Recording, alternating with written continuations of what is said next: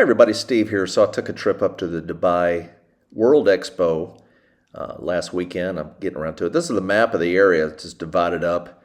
It's a lot like Epcot at Disney World. It's a little bit like that. Each country has a pavilion where they're kind of highlighting things in their country and a lot of the cool buildings and all. And one of them, like this is Switzerland. It's a giant like mirror. So that cross you see is on a carpet out in the front. It reflects up on that, which I thought was pretty cool. Saudi Arabia was nice. That was one of the better ones. The outside of the building is very cool. Coming into the building, you see again this is a reflection up there and kind of looking down inside to the entrance. And there were some pretty cool features with this one. As you can see, check out, so you can stand in the middle of that. That's a water coming down, kind of. So we were wondering how they get in, but it does stop so that they can get out. You take an elevator up through inside the building, and it's cool little sights and sounds. A lot of culture. A lot of the pavilions were basically countries selling themselves, like, hey, here's what we're all about, here's what we do, here's what we bring to the business world. That's a pretty cool display there. It's like a village. They had this kind of spacey kind of thing in there. I thought it was pretty cool. Yeah, Saudi was one of the better ones. More of this. The UK pavilion, very cool looking, but not so good. It's not so good, so I didn't hear good things about it at all. Didn't waste my time. Ukraine, we went inside there. With all going on right now, kind of felt like we should. So they do have people from the countries working there. Pakistan was pretty nice. I got some stuff inside that, but each country has a couple of people that come and help work. This is the inside of the Pakistan pavilion, which I thought was pretty nice. You walk in, and again, it's a lot of culture, a lot of here, we're growing, we're an up-and-coming country, a lot of cool displays. Yeah, this was pretty cool. Some of the buildings, this is Bahrain. The building itself is cool, and we went inside. It was a little underwhelming. It's basically, here's what it is. There's a couple of tables set out, kind of showing the stuff that they sell there, some cultural stuff.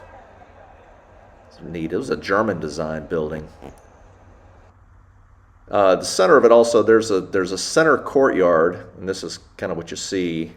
If you've ever seen any advertisements for anything else, they kind of highlight this. But this is a big center pavilion, and everything kind of radiates out from it.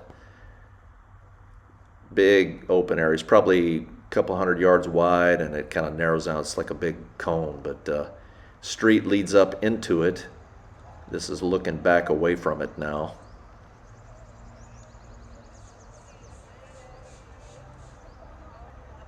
So, but this has been going on since October, I think. Late September, October, and it's going on for another couple of weeks. We'll try to head back down there again, but they have concerts and things like that in here. I think they've had the Black Eyed Peas, I believe, came and performed at the expo, if you know who they are.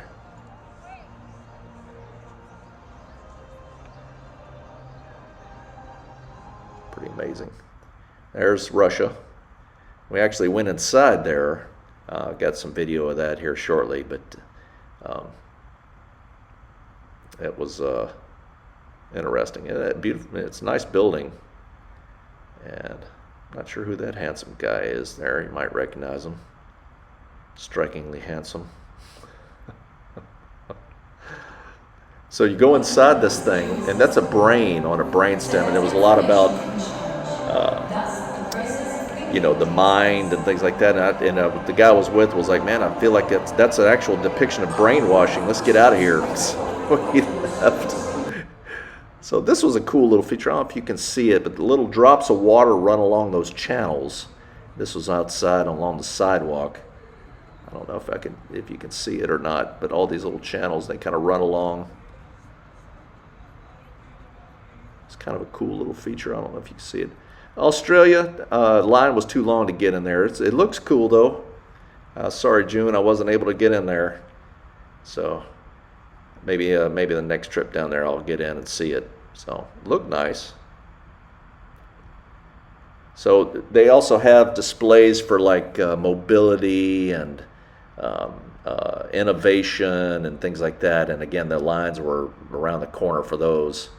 So I need to go earlier next time to be able to see those. But everything there was just really stunning, all the architecture and everything else. This is France, really nice looking, and they had a nice bistro in there. The pavilion itself, the displays were terrible, but the food smelled nice. Ironically enough, Iran was probably my favorite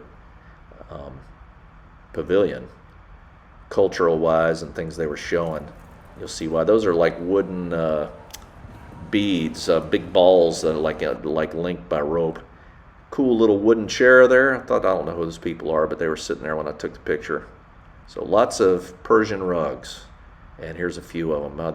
They're stunning. Those are the silk woven, and I've got a close-up on the next shot is a close-up of the man hours that go into those things and the knots that are tied, and those are all hand woven, and it's just amazing. It's pretty stunning.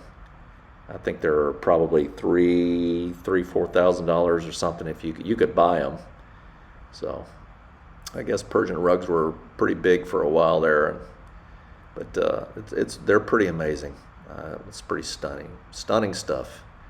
So this next picture, it kind of gives you some details. You can pause the frame here and look and see the number of knots, 4 million, and what's that, 4,000 man hours, something to put those things together. Pottery and things like that they had for sale there. It's really nice, and some really cool stuff. I just thought it was kind of cool, the feel in there. It really was like an old souk looking building, stone or cement. Just a beautiful, beautiful rug. This thing was just really caught my eye. Boy, it'd be nice to have that. Be afraid to walk on something like that. Of course, Thailand, I had to go there. Arlene, of course, is half Thai, so I had to go inside. And you walk in, and this is the holding area before you go in. So there's some Thai cultural things. There's a carriage, horse-drawn carriage I presume that's for the emperor, the king of Thailand, and a big boat. This was the king's barge, I guess. They travel up and down the river. It's a model of it there. And a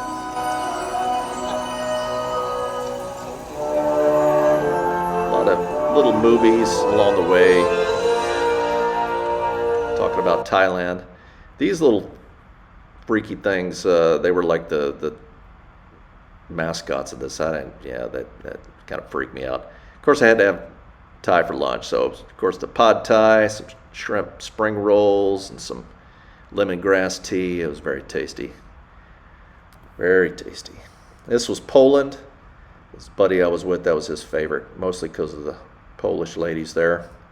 But Poland, that was really cool. These are some kind of like solar panels or something. I don't know. It was pretty amazing. Lots of folks there too. It was a fairly busy day, and it got busier the longer. It's open till like midnight. Uzbekistan was the next stop. There it is. Nice little all these hanging lanterns.